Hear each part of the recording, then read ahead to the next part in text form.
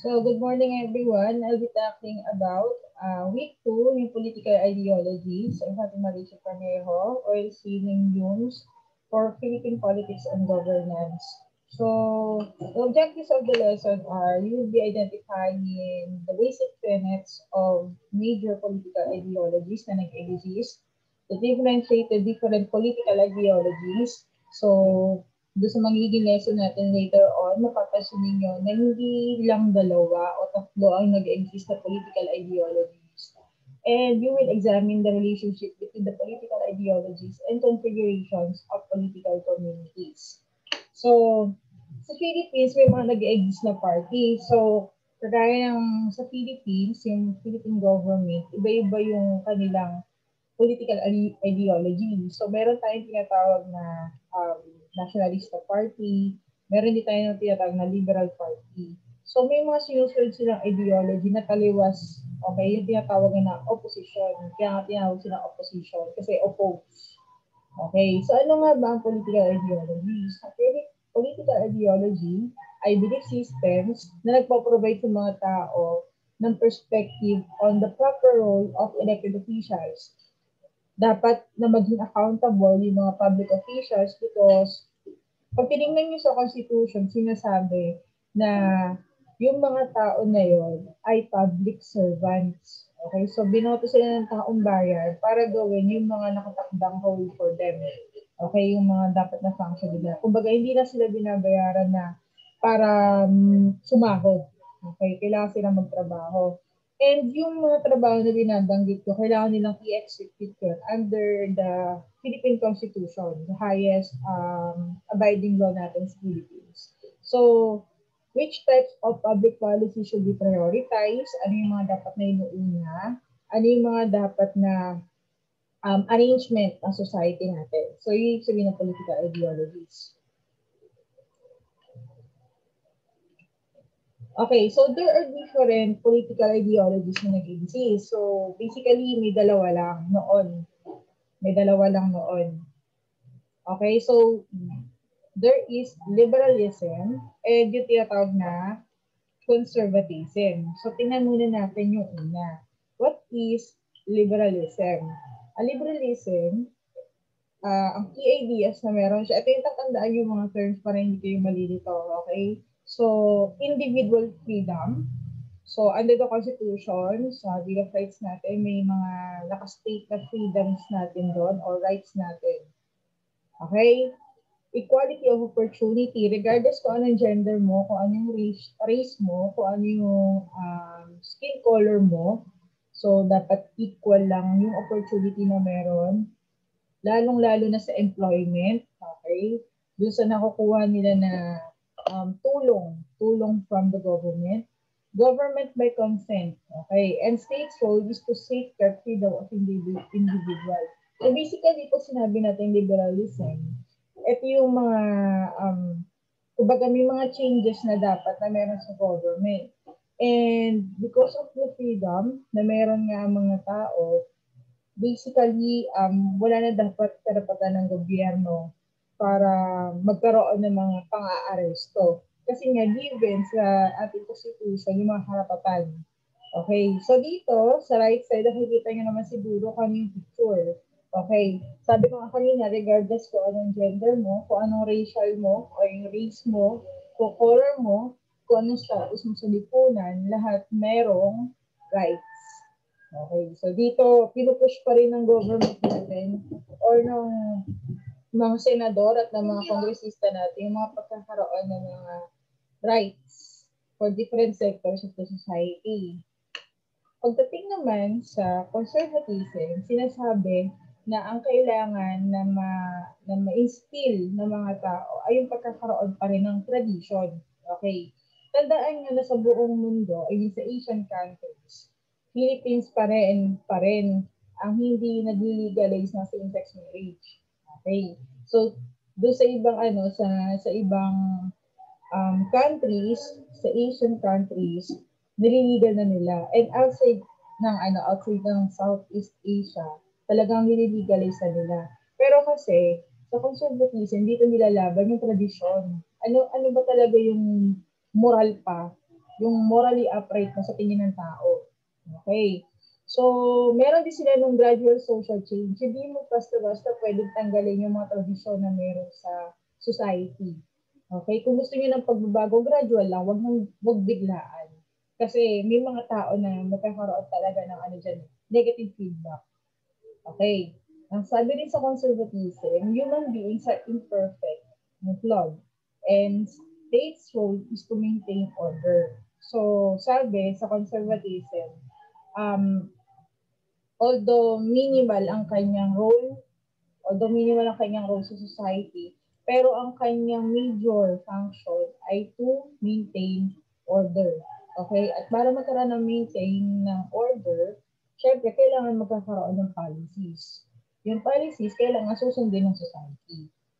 Okay? Siya sabi nga na parang kung wala namang law, magkakaroon ng chaos sa society. Okay? So, dito sa right side, sa right screen, mapapansin niyo yung throne. Okay? Yung traditional na throne ng UK. Bakit hindi pa rin siya tinatanggal?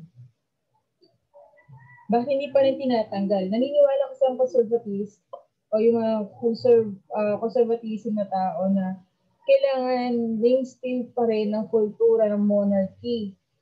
Although sa UK, nabanggit natin noon sa form of government na merong monarchy, pag monarchy, king and queen ang kinikilala. Pero sa modern society, ang prime minister ang kinikilala dyan, na leader. Okay? Mamanong trabaho ng king and queen. Ang king and queen, symbol na lamang sila. Hindi sila pwede basta-basta tanggalin kasi sa sistema ng kultura ng UK. Okay? So, may mga trabaho pa actually ang mga monarchs sa UK. Sila actually yung mga nagbibigay ng suggestion para mapaayos yung pagpapatakbo sa society ng UK. So, bukod dun sa nabanggit ko na dalawang political ideologies, may mga nag-exist pa. Okay, so tingnan muna natin, ito napakadali lang naman. So, yung mga tao na ayaw dun sa conservatives, ayaw dun sa liberalist, doon sila sa gitna, sa moderates kung tawagin. Okay, so ang moderates, sila yung combination of both liberal and conservative ideologies. Okay, so ito na yung sinasabi kong iba. O kanina yung mga estudyante ko dyan kanina. Yung communism, mula katapos ang communism, di ba? So ang communism, anong sabi? Ayaw nila ng private ownership. Ayaw nila ng negosyo. Gusto nila na ang sentro ng pag-govern ay nakasentro lamang sa government. Okay. So they see as one of the causes of competition and therefore social inequality. So ayaw nila ng competition. Okay, kailangan magkaroon daw ng equality, social equality kung tawagin. Social or dito na equal distribution of products and services. Okay. This is a view that all property should be communal. Okay, tingnan nyo naman yung term na common. Okay, common people, equal rights. Okay. From each according to his ability to each according to his need. Okay. Kanina, nabanggit ko na to, baka sabihin na naman paulit-ulit tayo, no? Kasi nga, halos parehas lang naman yung discussion natin sa Polcom at saka sa DIS kasi nag-meet yung communism doon tsaka yung magsisimis kabulahan nila. Okay? So, yun lang. Equal opportunity sa lahat regardless kung ano yung class mo. Yun yung communism. May yung socialism. Ang socialism naman, ito ay collectivism. And actually, ang socialism at ang communism ay minsan napagbabaliktad. Okay? Ang socialism, meron siyang government na nagko-control. Halos pares ng communism din kanina. And opposed to capitalism. O kanina, ganun din, diba? Sinabi ko sa inyo na ang Marxism o ang communism ang sagot saan? Sagot siya sa kapitalismo na kung saan ang mga private individuals lamang may karapatang mag-handle ng properties. Okay, human beings are capable of self-fulfillment if given opportunity by the society. So dito, sa right part, dinationalize yung mga coal, gas, electricity, and water and railways sa iba't ibang parte ng bansa noon. Okay? So sa Philippines, ayaw gumana ng ganyang klase. Kasi marami tayong negosyante dito. Sobrang dami natin negosyante sa Philippines. And sinasabi nga na ang mga negosyante, habang tumatagal, lalong yumayaman. Okay? Yung tinatawag natin opportunity ng lesser. Okay? So, ano yung National Socialism? Okay, ang National Socialism o yung tinatawag na Nazism ay nag-originate, kilala niyo kung kanino. Okay, alam natin kung ano yung Nazi o Nazi kung tawagin ninyo, or Nazi. Okay, so Nazism ay nanggaling kay National Socialist German Workers' Party under ng leadership noon ni Adolf Hitler. Si Adolf Hitler, dahil charismatic siya, pero pag sinabi natin charismatic, parang wala pang ginagawa, kumakaway na, nagiging leader na. Ganyan yung kay Fernando Po Jr., yung sinasabing charisma. May dating. Okay, may mga dating. Okay, so kaya siya naging leader ng National Socialism before. So he rejects liberalism. Ayaw niya ng mga karapatang pantao na yan. Okay, sinasabi na sa National Socialism, hindi daw matatawag na tao ang mga Hudyo. Kaya nagkaroon ng genocide. Okay. So tinanggal talaga din ng mga Hudyo. I think millions of Jews yung mga genocide noon. Tuwan-tuwa actually si Adolf Hitler sa mga boys. Okay yung issue Pag sinabi ko tuwan-tuwa, talagang nagagalak lang siya sa mga lalaki noon. So ang ginawa niya, doon sa mga lalaki na yun, tinitrain na nila as military yun. Okay, yung mga youth boy. Pero kung mapapansin nyo, walang babae. Kasi yung mga babae pinapatay noon. Okay. So, ayaw niya rin ng democracy. Freedom, ayaw niya nun. Rule of law, wala siya sinusunod na kahit anong batas. And human rights, wala siyang pakialam doon. And stresses the subordination of individual to the state. So, kailangan ikaw bilang tao at kayo ang gobyerno, ikaw yung sumunod sa amin. Kung ayaw mo sumunod, mamamatay ka. Okay. So, strict obedience to leaders. Okay. And right of the strong to rule the weak. Okay. Right of the strong to weak. Di ba, ganyan naman actually sa ganyan actually sa society natin ngayon. So, yun na natin kahit in society, sa school pa lang, yung bullying. Di ba? Alam mo agad kung sino yung malakas doon. Okay? Kasi may karapatan daw malalakas based sa National Socialism na mag-lead. Okay? Or mamuno. So, walang lugar para sa manghihina. Inequality of individuals and races and the racial superiority of white Anglo-Saxons. Okay, anong tawag doon sa racial superiority na kapag tayo mga puti, yung mga, ang mga puti ang mga matataas. May idea kayo kung anong tawag doon? Yung tinatawag na Aryans. Aryans yun Pagka maitim Dravidians, may idea kayo kung anong tawag doon sa principle na yun? Mas mataas daw ang mga mapuputi kaysa may itim. May idea? Anyone here?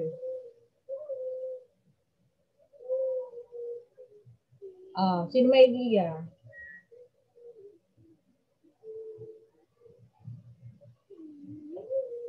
Bukod sa racism, meron pa sa term na ginagamit. Actually, meron pang term na ginagamit dyan. Do you have any idea?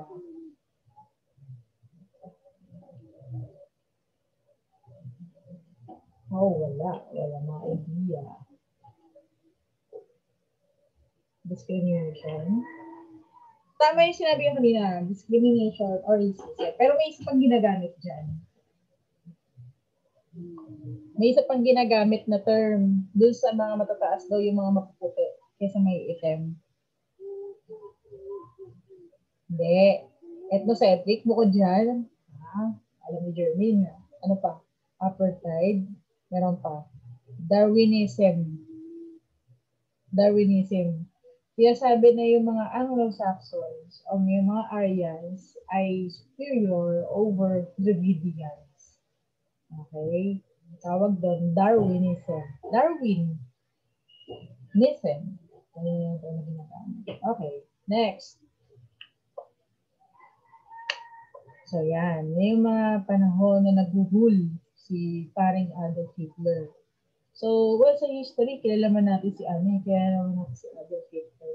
Sa mga panahon na nangangampanya pa siya. Pero, damang-dama na ng mga tao na, alam mo yon, may party talaga siya na ipapakilala. At hindi naman natin alam kung yun pala ay mag-ano ng World War. Okay. So, yan. Next. Ano yung fascism? Fascism is actually similar to Nazism. Yun nga lang, si Nazism yung nandun sa Germany, si fascism naman ay sa Italy. Hindi yung Italy, Italy. Silent A. Under Benito Mussolini. Okay, si Benito Mussolini. Si Benito Mussolini, nagkaroon siya ng tinatawag na fascism. At naniniwala siya na hindi kailangan ng equality. Kailangan mag-compete ng mga tao. Yung tinatawag na the strongest survive. Okay. The strongest survive. Kung mahina ka, mamamatay ka. Okay, ganun sa fascism. So, struggle siya ng mga tao. Parang ganun din, halos parehas nung kay Adolf Hitler kanina. Ano nabanggit ko kanina? Na kapag ikaw ay malakas, mabubuhay ka. Okay. So, does not believe in equality, instead believe of elitism. What is elitism? Nature, by nature, ang mga tao do ay pinanganak na may strong leadership skills na it's up to you kung i-execute mo siya or hindi. Okay. So, kumbaga i-cultivate mo lang siya. An extreme embrace of nationalism. So, yan, pagmamahal sa sariling bayan. Incorporating a belief that certain nations are superior to others. So, since ang Italy ay Europa, tandaan niyo yung mga Europeo ay naniniwala sa ethnocentrism. Kanya nabanggit yon ng isang estudyante ko na pagka ethnocentrism, wala siyang pakialam sa culture ng ibang tao. Bagkus, ang kultura o yung sentro ng kanyang pamumuhay ay doon lamang sa society na meron siya, sa class na meron siya. Ethnocentric ang tawag doon. Okay. So, mataas daw siya. Ganon din yung mga Spanish conquistadors natin from Magellan's Expedition na since nakita niya yung mga tao na walang kahit na anong pananamit, bahag lang, naniniwala yung mga tao na parang mga Espanyol na mas mataas sila compared to those Filipino people. Okay. Next, anarchism. What is anarchism? Ang anarchism, defining features of anarchism in its opposition to the state. Kinakalaban niya ang gobyerno. Sabi sa anarchism, kailangan ang authority ay hindi na de-exist. Hindi kailangan ng gobyerno. Alam mo, kailangan lang. Ang kailangan niya, state cooperation with one another. Yung mga tao daw na nakatira sa isang state ay kailangan may cooperation lang. Hindi sila mag-aaway-away. Meron ng consensus sa loob ng society. Hindi daw kailangan ng gobyerno. Okay? Kasi ang gobyerno, kanina na nabanggit ko, kailangan ng gobyerno para daw mag-execute, para mag-maintain ng order. Pero sabi ng anarchist, hindi kailangan yun. Ang kailangan lang, mag-cooperate ng yung mga tao. Then that's it. Okay. So, next natin, yung tinatawag na libertarianism. Liberty. Liberty, what means? NFA? NPA? Anong NFA? Bigas? Okay, ang libertarianism, liberty from the word liberty, freedom. Okay, ang libertarians ay naniniwala na any legitimate government who were elected by the people should be small. Hindi daw kailangan malaki. Hindi daw kailangan malaki yung mga namumuno. Okay? As long as nagagawa nila yung function nila and duty nila as public servants, kaya nang bumuo ng society na ideal for people. Okay? Individual should be as free as practically feasible from government. Hindi kailangan ng regulations from the government. Okay? Kasi ang mga tao, by nature, meron tinatawag na yung laissez-faire. Alam niyo laissez-faire? You let them alone. Okay? Hayaan niyo silang mag-isa. Kasi alam nila patatakbuhin. Okay? Pero, kailangan may minimal na supervision ng government. Okay? Parang hindi kailangan laging, ano mo sila, ikulong mo sila, o controlling mo sila. Kasi may freedom na tinatawag. That is under libertarianism. Yan, quality of being free. Yan, yung mga single dyan. Okay, ayan, Marxism. Paulit-ulit na yung Marxism.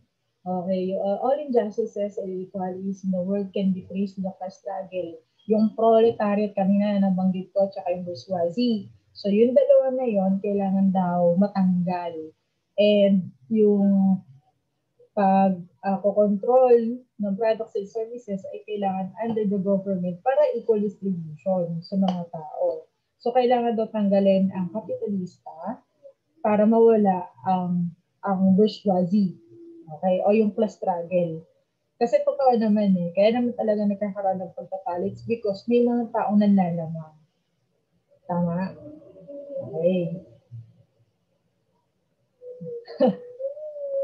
Next.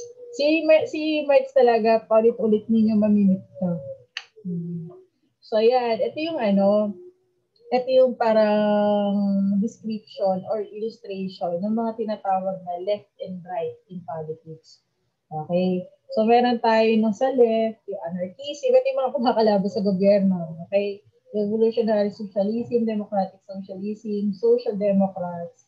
Dito sa right side, meron tayo nung kanina conservatism, yan, racism, tapos one nation conservatives. So, Philippines, parang ang pinaka-common lang kasi talaga yung nationalista party list at saka yung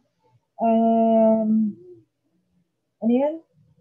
Yung ano tawag doon yung sa mga dilawan. Yan. So, yan. Okay. May tanong sa week 3. Tanong nyo na sa akin para dire-diretso tayo. Wala kayong tanong? Sa Philippines, socialism, hindi. Under talaga tayo ng yung liberalism tsaka conservatism. Okay. Wala naman. Sigurado kayo, baka mamaya chat nyo ako sa LMS. Ma'am, hindi ko po naintindihan. Okay, wala So, power na tayo. What comes to your mind when I say power? Ano yung nasa isip nyo pagka meron pang power?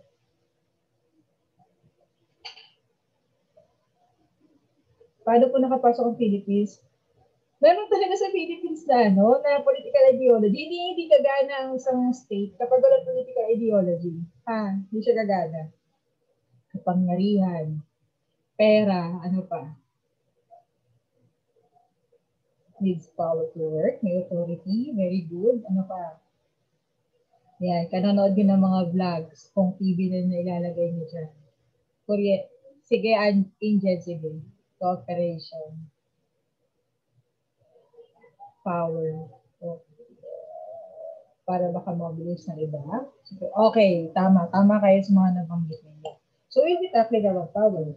So, sa political science, lagi natin i-discuss ang power. Kasi yun naman talaga ang root Bakit nagkaroon ng politics? Bakit mayroong politiko? Okay? Bakit tayo may pangulo? Okay. So, ang objectives nitong lesson na ito, number 1, you will define power. Number 2, you will recognize the nature and dimensions, also the types and consequences of power. Okay? You will analyze the nature, dimensions, types, deployments, and consequences of power, and assess how power is exercised in different situations. So, hindi lang daw sa isang sitwasyon nakikita ang power. Okay? So, ano yung iba't ibang power na yon? Okay, what's the meaning or different meaning of power?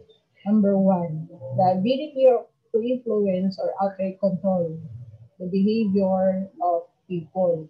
So, way back dun sa Japanese invasion. Dito tayo sa Japanese invasion.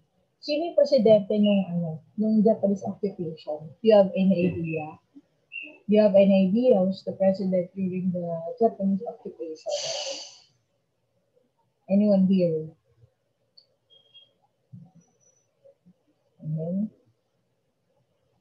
No? Aguinaldo. Hindi Sino? Sino ang presidente ng panahon ng Hapon? Niyo hindi. Kaya sabi ko dapat ibaliktad yung Philippines kayo. Okay, very good, Cristel. That is Jose P. Laurel. Si Jose P. Laurel ang presidente nung panahon na nagkaroon ng invasion ng mga Hapon dito. Pero, masasabi ba na siya ang tinatawag na executor ng mga batas o ng mga polisiya ng bansa? Siya ba talaga ang tao behind all those policies during the Japanese occupation? Hindi. Very good, Elijah. Okay, bakit? Kasi ang tawag dun sa gobyerno ni Jose P. Laurel ay ano? Anong tawag dun sa government? Gusto ko pa mga salutan. Sige. Yung mga nakakala ng Philippines tayo dito. Very good, Chari. Puppet government. Okay. Ang puppet government ay yung puppet. May nagko-control dun sa may nagko-control dun sa tao. So, yun ang tinatawag na power dito sa unang meaning. Okay? So, aside from that, meron din sa pagko-control ng behavior ng people. Di ba kayo may mga kaibigan kayo na ang bilis nyo makuha yung attitude niya. Ang bilis nyo makuha yung kanilang mga gawin. Power, yon. O ano pang mga example ng power sa unang meaning? Okay, slavery, tama. Aside from this, yung invasion ng K-pop dito sa Philippines, sabihin niyo naman, aram na naman ito. Okay. Kasi di ba may mga tao na yung parang umiiyak pa kapag nanonood ng mga concert nila. Di ba? Napapansin niyo yun. Ano pa lang yan napapanood pa lang nila sa concert yon. What more kapag hinawakan na yung kamay. Diba? So, ganun yun yung power na sinasabi ko. Nai-influence niyo yung ibang tao. Okay? Nababago niyo yung behavior. Okay. Second meaning tayo. Okay. Means to make social actions possible as much as it may contain or prevent them. Okay. So, next is can be seen as evil or unjust. Kaya sabi na ang power daw ay hindi maganda. Okay? Hindi daw siya maganda. Or unjust. Hindi siya naaayon. Pero, ang sabi, ang exercise daw ng power ay accepted. Because, by nature talagang may power niya ang tao. Okay? So, yung iba't ibang meaning ng power. Okay? Okay, so punta tayo sa types ng power. Okay, tama. Nagiging abusive ang tao sa power. Yung sinasabi natin kanina na kung bakit sinasabing unjust or sinasabing evil ang power kasi may mga tao na hindi ginagamit yung power nila. Okay? Hindi nila magamit ng tama. May mga napapanood kayong movies sa TV na kapag sumobra ang gamit ng superhero ng power, tinatanggal sa kanya, di ba? Okay.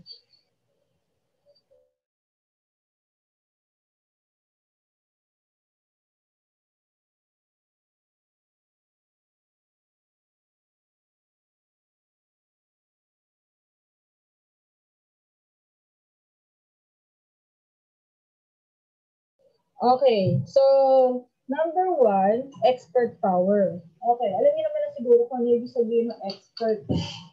Saang larangan ako magaling?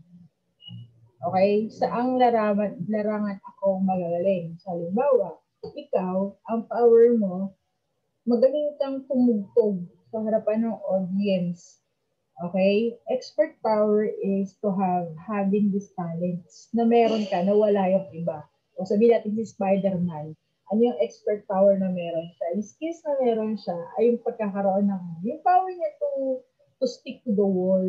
Alam natin kung paano siya pupot sa mga building. Yan.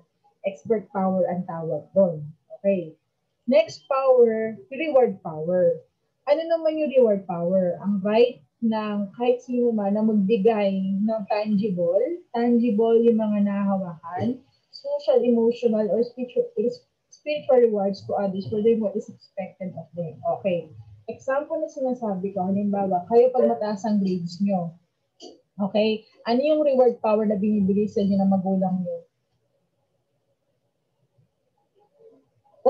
Wala, kawawa naman. Praise, okay, sa'yo, sa mga power, ano pa? Pera. Yeah, alam natin yung mga ganyan. Sa trabaho naman, halimbawa, gumanda yung performance, merong pagtaas ng sahod. Karapatan nyo ng employer, and tawag doon sa ginagawa niya, that is reward or reward power. Okay? So, yan. So, ano ang legitimate power naman? Ang legitimate power ay binibigay doon sa mga tao who are appointed, who are elected, or who were selected. Okay, halimbawa, yung mga pulis na yan. Meron tayong mga pulis na may ranggo.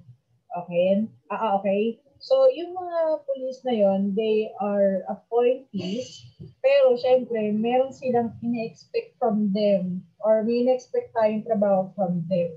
And yung power na ginagawa nila, like example, nanguhuli sila ng mga tao na masasama, yun yung isang tinatawag na legitimate power. Okay. Ano pa yung mga example ng legitimate power? Sige, magbigay nga kayo ng legitimate power. Yung pulis, yung Pangulo, halimbawa, sinabi niya na bawal ang paputok. Okay, yung legitimate power na sinasabi ko ay nanggaling doon sa pinaka-presidente. So, walang kahit na sinong pwedeng bumali nung sinabi na yun ng presidente because it came from the legitimate power. Okay? So, next. Principal. Okay, principal. Since he or she ay appointed ng kanyang superior sa school, he or she is expected na magbigay ng mga policies at kailangan sundin ng mga teachers sa loob ng school. Okay, that's legitimate power. Yan, no? Mayor, CEO, tama. CEO, appointed siya sa isang company. So, syempre, number one, expected siya na gawin yung kanyang trabaho at hindi palamya-lam niya. Kasi unang-una, kapag ang CEO, hindi ginawa yung kanyang responsibility, ano pwede mangyari? Wabagsak yung company. Legitimate power sa magulang. Tama naman yan. Kasi under one roof, sino ba dapat ang sinusunod? Alang-alam mong kayo, diba? Sabi nga nila, kapag ikaw ay nandun pa rin sa pagda ng iyong mga magulang, kailangan mo sumunod na meron doon sa, kailangan mo sunod yung magulang mo. Kasi sa loob ng bahay, sila ang legitimate power. Okay? Director ko nga sa movie, okay, kailangan mo siya sundin. Kasi, basta takbo ng mga storya na meron, tama naman yun, yung susundin. Para gumanda yung labas ng pelikula. Pagtira ng Pangulo, very good. Isa yon. Pagtira ng Pangulo sa White House or sa Malacanang, okay? Legitimate silang tumira doon kasi unang-una sila ang Pangulo under the Constitution na sabi pwedeng mag-move ang elected na president sa Malacanang. Di ba si Duterte, minsan palipat-lipat siya from Davao to Malacanang. So, ibig sabihin, kung siya ay naalis bilang presidente, matatanggal sa kanya yung power, hindi. Matatanggal hindi. Halimbawa, yung mga pulis wala na sa rango. Matatanggal yung legitimate power niya o hindi? Yan, very good. Matatanggal. Okay? So, wala silang karapatang exercise. So, parang may mga teacher. Halimbawa, ako, lisensyado ako, may license ako. Wala akong karapatang magturo kung ako ay hindi lisensyado. Or, wala na akong karapatang magturo kapag tinanggal na sa akin lisensya. Gets? Kasi legitimate power ko yun. Since ako ay board passer. Since ako ay lisensyado. Okay? Next. Referent power. Ito ba ito? Ang referent power, reference. Okay. Ito ay nanggaling sa affiliation mas kilalang tao. Okay. Like for example, si Cory Aquino. Si Cory Aquino ay simpleng may bahay. Bakit siya nakilala?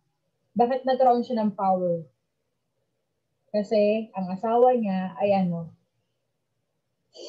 kilalang kritiko ng mga Marcos. So yung referent power na meron niya si Cory Aquino ay rooted dun sa kanyang asawa.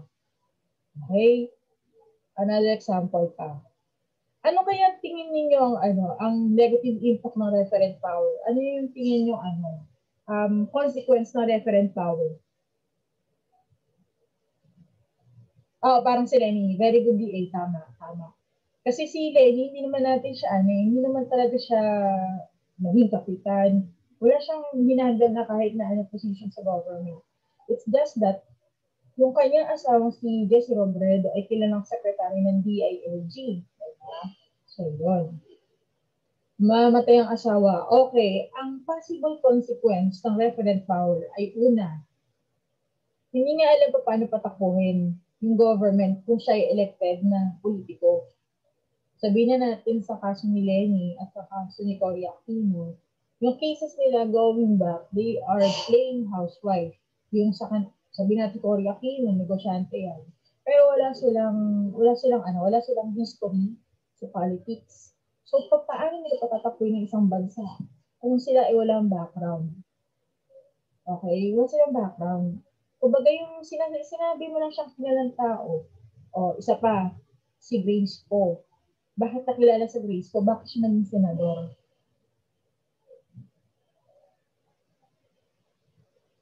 Tama. Anak ni FPJ. Si Bong Revilla. Si Bong Revilla naging kapitan ba yan? Hindi. Kasi affiliated siya sa film industry. So, yung mga tao na yun, nagkakaroon sila ng power because recognize sila sa ibang industry, pero hindi sa politics. Nagigets? Yan.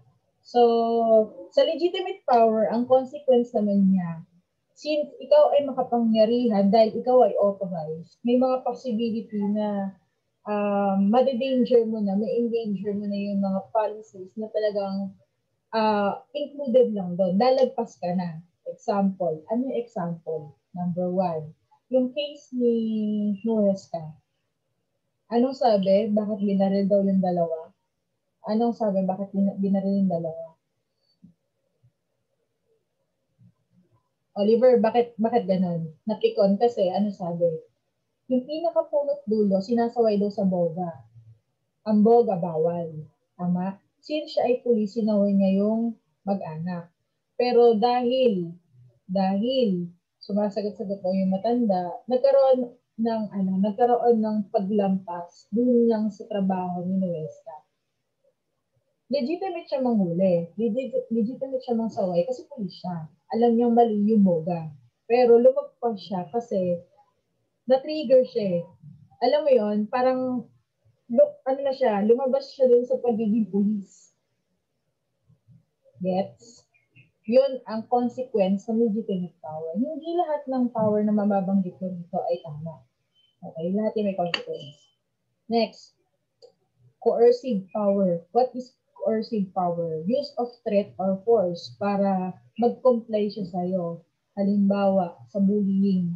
Okay, sabihin na natin na sa school ninyo may kilalang tao. Parang yung sa F4. Alam niyo sa F4? Diba yung story sa Nature Garden? Powerful yung 4 na mama. Powerful sila. Pero may isang taong ayaw sumunod. Anong ginawa? Anong ginawa sa kanya? Red card? Bakit may red card? Bakit may red card? Ang red card, ang ibig sabihin, parurusahan siya. May punishment. Ganon din sa batas militar. Okay, tama yon. Ang batas militar, kailangan mo sumunod sa kanya. Kailangan mo comply. Ngayon, kung hindi mo kaya sundin, mapipilitan kaming gumawa ng dahas. That is coercive power. So, dito sa Philippines, yung coercive power, ang kanyang possible na outcome or negative impact, number 1, yun, nagkakaroon ng extrajudicial killings. Tama, yung extrajudicial killings. Kasi sinasabi na lang ng mga polis na ano sinasabi? Nanlaban.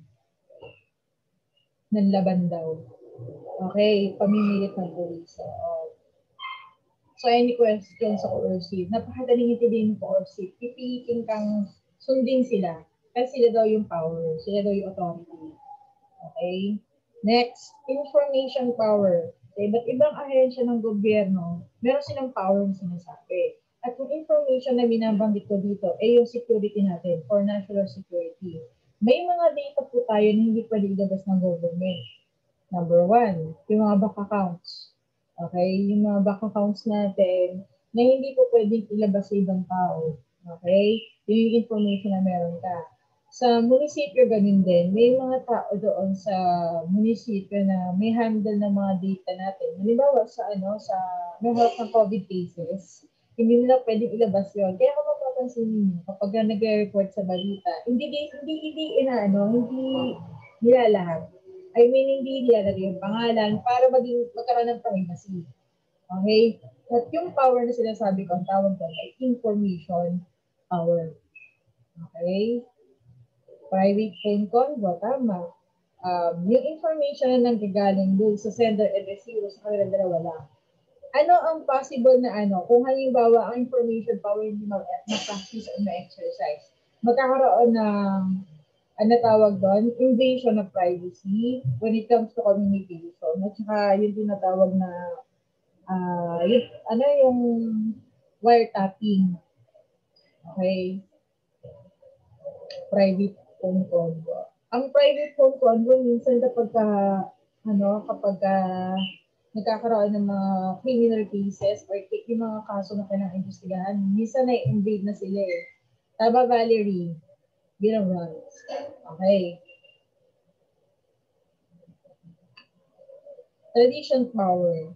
Ang tradition power naman ay ang exerted na nilalagay para sa mga traditional ways. Okay. Example of tradition power ay yung power every time na nagkakaroon tayo ng Lenten season. Okay. Ano yung power na binabanggit doon? Bawal daw kumain ng karne. Bawal kumain ng karne. Okay. Okay, sa mga Muslim din. Actually, those are traditions. But limited yung traditions eh. Kasi once na na-invade mo siya, once na hindi ka sumunod, possible ikaw ay out group. Possible ikaw ay hindi in sa society. Okay, Oliver, tama.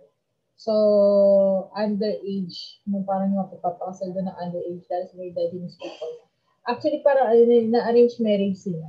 Kasi kadalasan kasi, it's from tawag doon, yung yaman ng mga tao ngayon. Lang nila, kinukulong lang nila doon sa family nila. Okay? Parang sa China, ganun din. Halimbawa, ikaw, may business ka.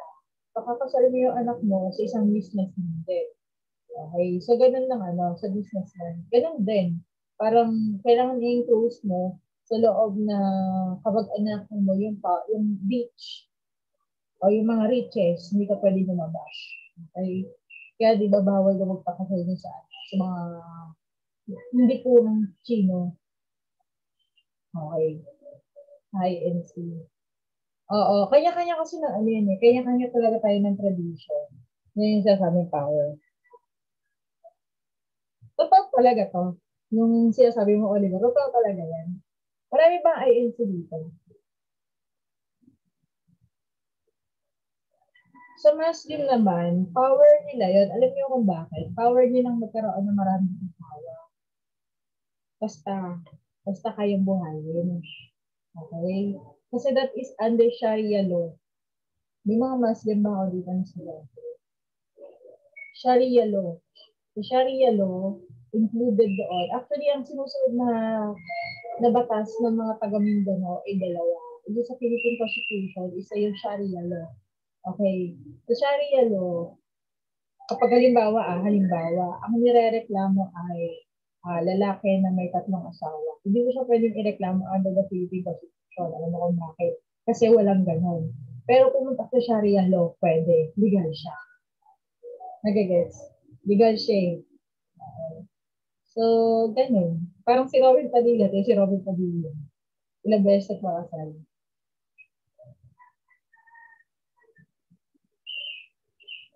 Talaga? Sobrang natin. Charismatic power. Ito, napakadaling intindihan din ng charismatic power. Ang charismatic power, wala ka pang ginagawa, panalo ka na. Okay? Sila yung mga taong may super confidence, physical attractiveness. Alam natin pogi yung maganda. Alam natin meron siyang sharpened leadership skills and high tension. Kaya tingnan nyo, kung hindi naman si FPJ, malamang sa malamang mananalo siya. bilang presidente. Eh kung sa estrada nga nanalo, diba? Karisma din kasi yung pinanlaban ni Joseph Emerson Estrada. Si Vico ganun din. Iba yung karisma. Si Vico kasi parang meron siyang background meron siyang background sa pag-aaral ng political science. Tapos, parang siya Christian, I think. Gusto mo siya. Basta. True. Totoo naman yan. Mapapasi ba kayo mga politikong pangit? Wala, di ba? Walang ganun. Si Dingdong Dantes kaya gusto patakbuhin. Totoo naman yun. Gusto patakbuhin si Dingdong Dantes. Si Binay. Sino doon? Maraming Binay.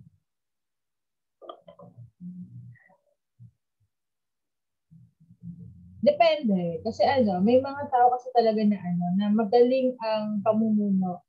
Kasi may iba dito na sinasabi na papogi lang. Diba sa Senado, papapansin ninyo, minsan may mga hindi umaattend na kongresista sa mga hearing, yung nakakabisit minsan hindi umaattend. Yung sa sahod lang. Yun, gano'n. Yung anak niya,